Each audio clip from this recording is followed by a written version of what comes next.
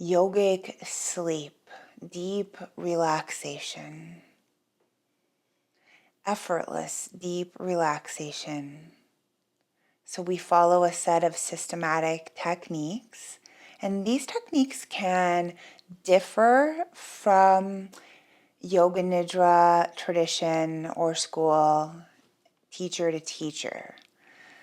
So sometimes you'll hear one that's just the same thing every time. That's the Satyananda school. Some of them have an inner resource. That's usually for the I rest school. So just educating here that there's a lot of different styles of Yoga Nidra or the way they do the script.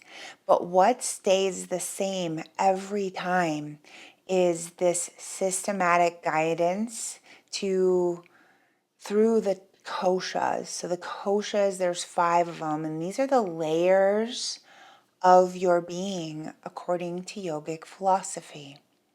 So we have our first layer, our Annamaya kosha. This is our physical body. And then we have our energetic body, our body of mental and emotions. And then we have a more subtle body than that. And that is like the higher knowing, the kind of watcher of the bottom chakras. Okay, so this is like your deep rooted habits, beliefs. And then we have one more layer, and that's the most subtle layer, and that is called your bliss body.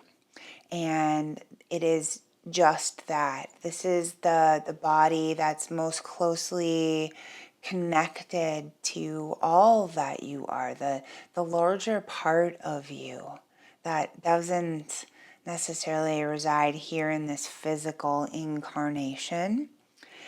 And this is where you completely detach from the thinking mind, and you experience what in yoga is called turiya.